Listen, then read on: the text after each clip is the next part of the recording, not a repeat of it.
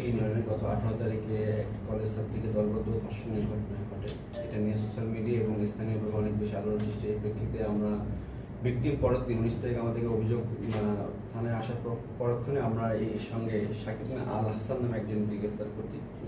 পরবর্তীতে তাকে বিজ্ঞাপন সুপর্দ করা হয়, ভিকটিমকে মেডিকেলে পাঠানো হয়। এর প্রেক্ষিতে আমরা আরও এটার সঙ্গে জড়িত যে সিফাত মুন্সি, তাকে গতকাল আমাদের ডিবির টিম এএসপি আমাদের বাবুপাল সার্কেলের নেতৃত্বে পিরোজপুরের নাজিরপুর থানার মালাকাল ইউনিয়ন থেকে আমরা তাকে গ্রেপ্তার করে নিয়ে আসি এবং তাদের জিজ্ঞাসাবাদ করে তারা বিষয়টি স্বীকার করে যে তারা এই দলবদ্ধ ধর্ষণের সঙ্গে তারা জড়িত এবং তারা ওই পাঙ্গাশী ইউনিয়নের যে সন্ধ্যার সময় পাঙ্গাশী ইউনিয়নের তার সন্ধ্যার সময় এই দুইজন সহ আপাতত জানতে পেরেছি তারা এই জায়গায় ধর্ষণ করে এবং তারা এটা স্বীকার করেছে। আমরা এখন তাদেরকে বিজ্ঞ আদালতে পাঠাবো।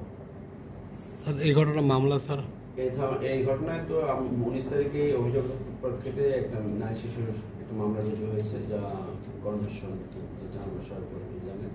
এবং এই প্রেক্ষিতে আমরা অন্যান্য কার্যক্রম হিসেবে আমাদের টিম যেহেতু আপনারা যেহেতু এই বিষয় নিয়ে সবাই সোচ্চার ছিলেন, আমরাও এটা আমাদের দায়িত্বশীল তরফ থেকে আমরা অ্যাক্টিভ ছিলাম।